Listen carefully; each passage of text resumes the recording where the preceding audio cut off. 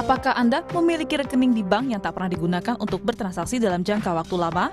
Jika iya, maka bisa saja rekening menganggur Anda dibekukan oleh Pusat Pelaporan dan Analisis Transaksi Keuangan atau PPATK. PPATK menyebut menghentikan sementara rekening menganggur atau dorman untuk melindungi nasabah. Tapi rekening dorman itu adalah rekening yang tidak aktif dalam waktu tertentu. Dan PPATK melihat waktu ke waktu itu tren rekening dorman itu cukup masif ya. Dan juga cukup masif digunakan untuk tindak kejahatan. Maka dari itu, dari 1 juta rekening yang kita analisis, yang kita periksa, itu lebih dari 150.000 rekening digunakan untuk kejahatan dan bentuk perlindungan kepada nasabah, kepada masyarakat, ya, tentu kepada saudara-saudara kita, agar mereka terhindar dari tindak pidana kejahatannya. Karena fakta di lapangan itu banyak sekali ya, saudara-saudara kita itu pemilik sah rekening, tapi rekeningnya digunakan untuk kejahatan. Lalu ketika ada proses hukum, dia yang bolak-balik dipanggil oleh penyidik. Kan berapa banyak effort yang dia keluarkan? Waktu, tenaga, uang gitu kan. Data PPATK bilang ada 140.000 lebih rekening dorman yang membuka celah digunakan untuk kejahatan. Respon pembekuan rekening menganggur, Menko Polhukam Budi Gunawan menyebut pemerintah bakal memastikan dana masyarakat tetap dijamin. Kemenko Polhukam akan berkoordinasi dengan PPATK dan stakeholder terkait untuk menjaga dan melindungi masyarakat atas dana yang dimiliki dan simpan di perbankan, kata Budi Gunawan dalam siaran persnya. PPATK sebelumnya mengungkap rekening dorman atau yang tidak digunakan dalam jangka waktu lama rawan disalahgunakan, misalnya untuk transaksi tindak pidana hingga korupsi.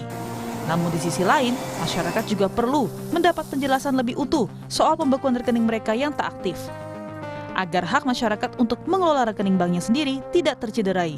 Tim Liputan Kompas TV. Saudara, PPATK bilang akan memblokir sementara sejumlah rekening bank yang tidak menunjukkan aktivitas transaksi selama 3 bulan atau lebih. Kemudian bagaimana dampaknya kepada masyarakat? Kita akan tanyakan langsung kepada salah satu warga yang terkena blokir PPATK, Nur Aziza. Selamat pagi, Mbak Aziza. Selamat pagi, Mas.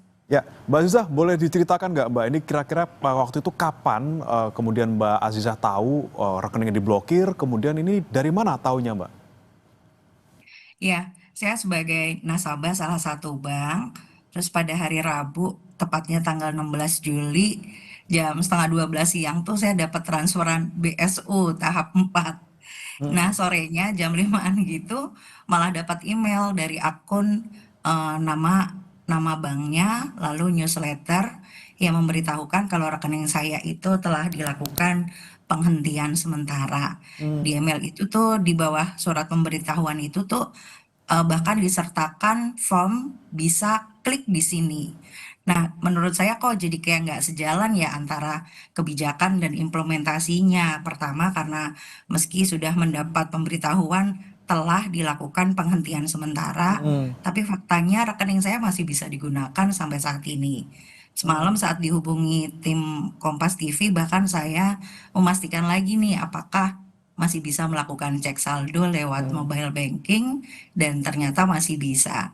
Ini bukan berarti saya nantangin loh ya, tapi faktanya ini yang saya alami gitu. Oke, tapi ketika Ya. kemudian dapat notif dari PPATK itu tadi Mbak, kira-kira selain cek saldo bisa yang lain nggak Mbak? Transfer bisa, nerima bisa? Pengambilan juga masih bisa kok Masih saya bisa? lakukan di tanggal 17 juga saya masih bisa melakukan tarik tunai. Nah, yang saya khawatirkan sih sebenarnya ada form di bawah surat pemberitahuan ya yang sepertinya justru mengarahkan saya untuk klik di sana. Nah, ini nih saya tuh sempat curiga di awalnya, wah jangan-jangan ini phishing karena kan kok diarahkan untuk klik satu form yang saya nggak tahu itu form apa. Makanya begitu baca surat pemberitahuan itu saya langsung membuangnya ke trustback ya, dan akhirnya saya melakukan aktivitas untuk cek lagi di mobile bankingnya dan ternyata masih bisa kok dilakukan. Oke, ini Makanya kan jadi kayak Mbak Aziza Kayak masih bisa melakukan semua aktivitas perbankan gitu lewat mm-mm. m-banking. Kemudian Mbak Aziza sempat nggak mencoba untuk menghubungi pihak PPATK atau misalnya menghubungi pihak bank untuk memastikan ini benar nggak sih rekening saya kena blokir gitu? Belum sih sampai hari ini saya belum memastikan karena ternyata tarik tunai pun kan saya masih bisa. Jadi Mm-mm. ya saya belum, saya rasa saya belum perlu untuk melakukan pengecekan ke bank. Oke, tapi Mbak Aziza kalau kita trace back ke belakang gitu ya, sebenarnya ini rekeningnya Mbak Aziza ini adalah rekening yang utama atau rekening secondary gitu Mbak? Dulu waktu masih kerja di perusahaan ini jadi rekening utama ya, tapi setelah saya bekerja sebagai freelancer ini jadi ya masih jadi rekening utama yang artinya kan sekarang juga ya keluar masuknya nggak begitu aktif karena sekarang setelah saya juga bergabung di salah satu pekerjaan yang baru ada Hmm. rekening utama di luar rekening ini di luar rekening yang plat merah. Jadi ini akhirnya jadi secondary sih. Nah, Hmm. sebenarnya udah ya hampir 2 tahun lah, cuman kan keluar masuknya juga ya kalau ada job-joban aja sih. Oh, kira-kira Yang berapa lama frekuensinya ketika ada transaksi di rekening Mbak yang secondary ini? Apa misalnya bisa dipastikan setiap bulan ada atau 3 bulan sekali gitu Mbak? nggak mungkin setiap bulan sih. Hmm. Ya kalau ada kerjaan kayak bisa sekitar terakhir, tapi sebelum saya dapat surat pemberitahuan itu, saya masih ada pekerjaan sebulan sebelumnya malah. Oke, sebulan sebelumnya ada pekerjaan dan Hmm. ada rekening, ada mutasi masuk gitu ya?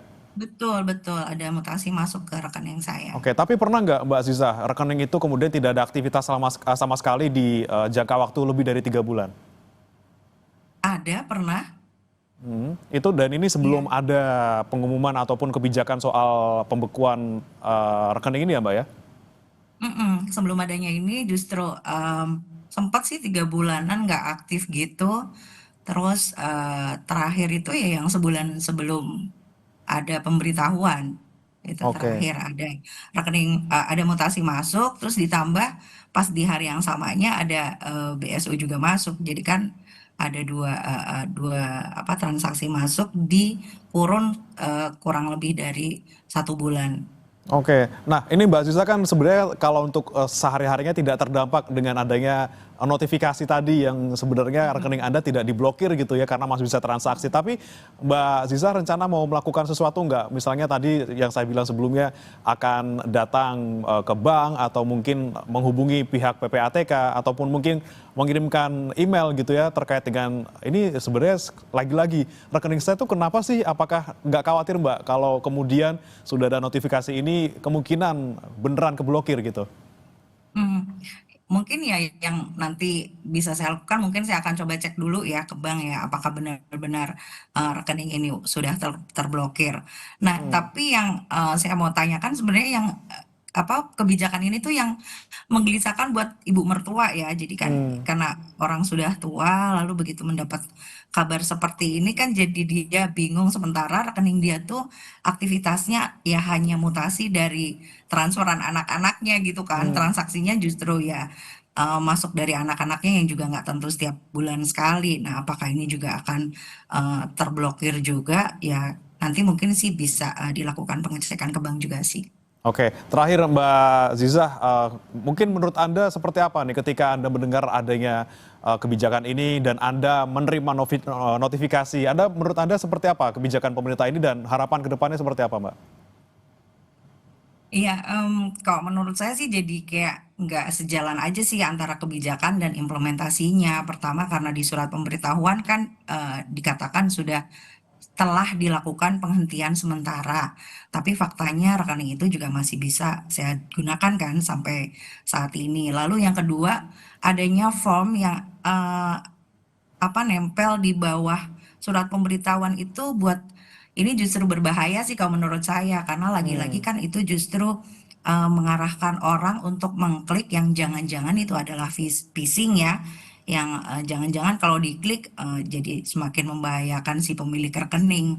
Terus Hmm. juga saya justru mau bertanya sih sebenarnya kenapa sih kebijakan ini dilakukan dan mau dikemanakan sih uang milik nasabah yang adalah milik rakyat gitu kan. PPATK kan juga bilang dari 150-an tadi dari video tadi yang diputarkan dari 150-an ribu rekening yang diblokir kan ada nilainya sekitar 428 miliar. Nah, itu uangnya mau dikemanakan? Terus juga untuk yang formnya itu, form yang klik di sini, ini kan jadi kayak membukakan jalur baru buat pelaku phishing gitu untuk semakin marak melakukan kejahatan digital. Jadi ya kalau menurut saya sih kaji ulang deh Pak ini kebijakannya karena kan selain juga membingungkan kan juga membahayakan. Masa iya sih mau melindungi tapi justru menyusahkan ya. Mau melindungi kan, tadi bilangnya kan mau melindungi, dijamin juga keamanannya uang yang ada di rekening dorman tetap ada di situ. Tapi kok jadi menyusahkan? Ya Oke, itu aja apalagi sih Mas. ketika benar-benar diblokir gitu ya, langkah-langkah yang harus dilakukan oleh nasabah ini banyak sekali untuk kemudian membuka, bagaimana bisa membuka lagi. Dan tadi kata Anda juga, sebenarnya di satu sisi bisa bersyukur karena tidak benar-benar terblokir, tapi di sisi lain dipertanyakan juga implementasinya seperti apa di lapangan. Baik, kita harapkan semoga rekening Mbak Zizah tetap aman, tidak terblokir, benar-benar terblokir, atau mungkin nanti Mbak Zizah sekali lagi bisa memastikan lagi apakah benar-benar terblokir. Semoga tidak menimpa orang lainnya di sekitar Anda maupun pemirsa di rumah. Terima kasih Mbak Nur Azizah telah bergabung bersama kami di Sapa Indonesia Pagi.